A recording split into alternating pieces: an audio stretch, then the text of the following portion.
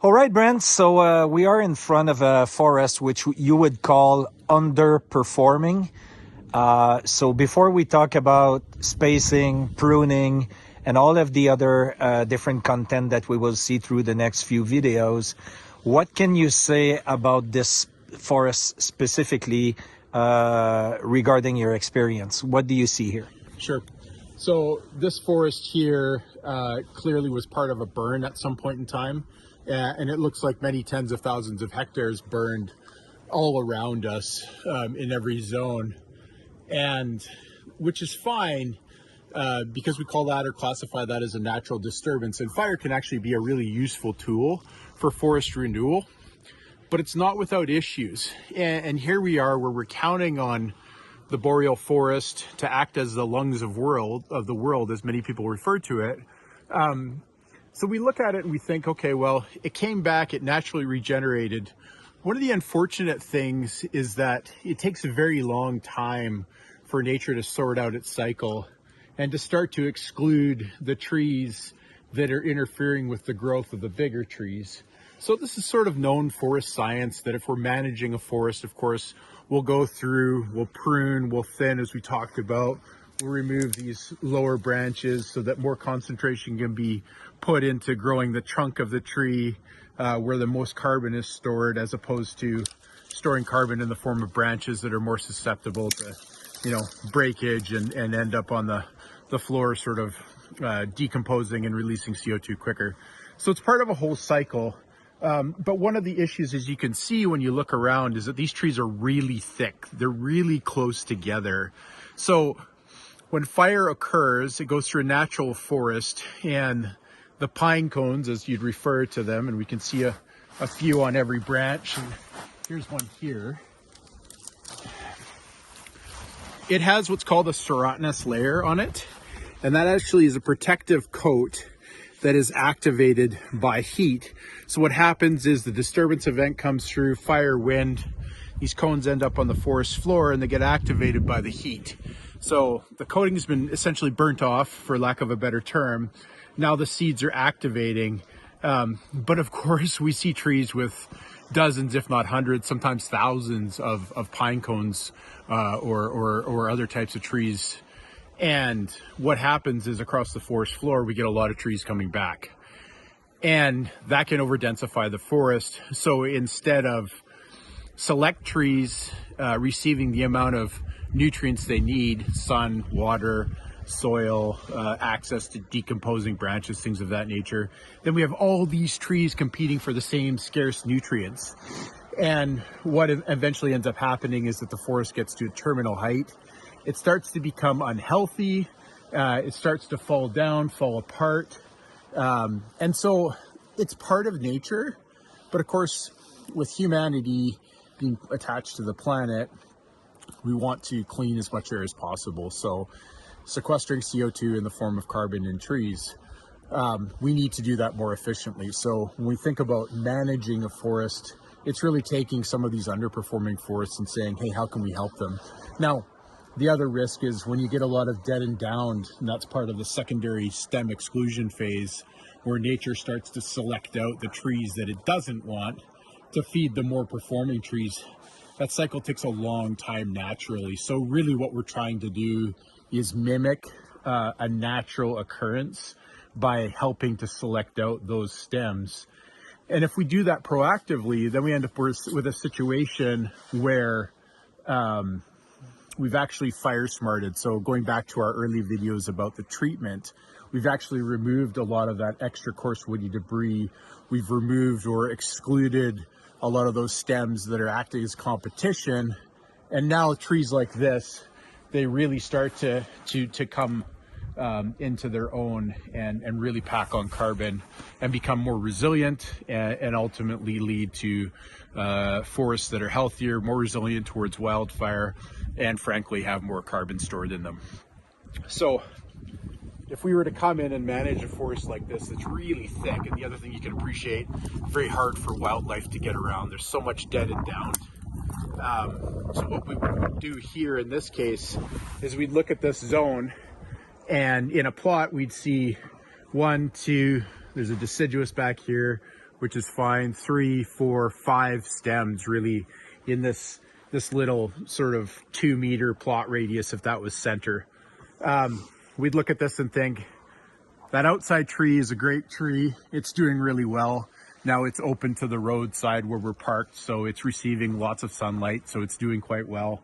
But so is this tree. And so if I was coming along saying, all right, I want to give tree X and tree Y the best chance of success, then I'm going to take A, B, and C out. And that's really going to allow these two trees to flourish without having to compete with these guys. And that's really the basics of enhancing the boreal forest. Now, the issue, of course, is that we have tens of thousands, if not millions of hectares like this that have been impacted by wildfire, that have come back naturally, but that are stunted. And the stunting can be due to a lot of factors. Obviously, the planet heating up is a factor. The change of moisture cycles is a factor. The overdensification through natural selection is a factor. So again, we just want to look at forests and say, where's the best bang for our buck? Now, how do we do that? How do we understand that there's a limited amount of capital that are generated from credit sales to put back into forests, and where will we receive the best enhancement for the least cost? That's where technology comes in. So that's where we want to use our drones. We want to use our forest expertise. We want to use LiDAR to build a point cloud with the trees, stack that on top of orthophotogrammetry. And then when we talk about RGB, that's the use of a specific type of camera that actually can delineate color. So when we talk about color, we think the human eye, we see about 100,000 different variations of color. If you happen to be tetrachromatic, you're going to see more like 300,000 different shades of color. Of course, computers are binary. They see infinitesimal amount of combinations. And why that's interesting is that we might see green and say, that's a healthy green. In some cases, it may not be as healthy and the forest may be struggling. So if we can go in and say, well, that's a struggling forest, if we were to perhaps enhance it through doing some of this natural selection in a mechanical way, then perhaps that forest will come back faster and therefore perform better. So soils analysis is important. Obviously, understanding where wildlife is important. So we have to collect all the factors, and we can do that through remote sensing technology, and then ultimately sitting down and saying, all right, we have a limited amount of money to put into projects. Let's go where we get the best return for our investment. We invest in these mechanical treatments, selecting out these trees to make sure this tree X and Y do the best. And then we're able to help that forest perform. So that's really it in a nutshell. There's so much work to do. Martin and I, we drove through 150 kilometers just getting to this point, to show a great example where we could safely get off the highway and actually demonstrate what we've been seeing since Whitehorse, essentially, which is a forest that is in need of a helping hand. So we definitely answered to a very critical question, which is asked on a regular basis, me being, well, why don't you just leave the forest alone, right? Since it's already capturing CO2 on its own. So I think this is critical. The explanation you just gave shows exactly how we can improve it. That's the first thing. The second component is people might ask us as well, Brent, what do you do with the other trees that you're cutting?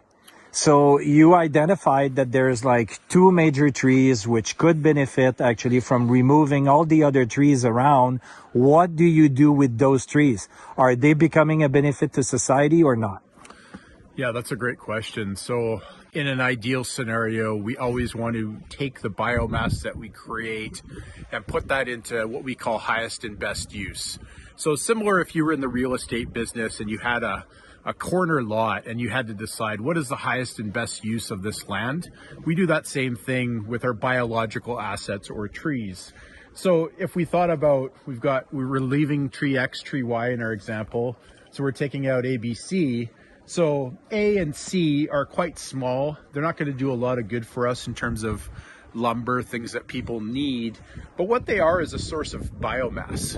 And perhaps that can go into making a low carbon fuel that disrupts the need to excavate for a hydrocarbon.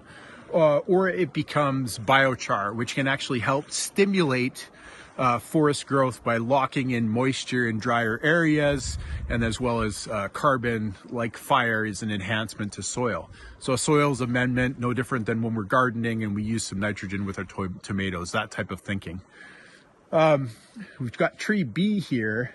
It actually makes a lot of sense as a piece of lumber. So when I'm looking at it, I'm actually seeing from a commercial forestry perspective that I can get a 6-inch board out of that. So that's something that is probably going to go into the manufacturing, and where we'd really like that to go is into products like mass timber, where the lower grade pieces that have, you know, some lower knots. So we're looking for a clear board. We're not seeing that, but that can be a component in something that becomes housing. And I think that's very important. We're big fans of mass timber because when we see the wall structures, they're beautiful. They're wood on the inside of these structures that are being built. They don't require gypsum board or drywall for finishing. They're structurally resilient, and obviously they have a lower carbon intensity than steel, than concrete, as well as having natural insulative values up to R52 in just the basic panel. So displacing the need for even more energy to go into things like heat and cooling. So really great use of a product. We love mass timber, talk about it all the time. But again, it really does go back to that highest and best use.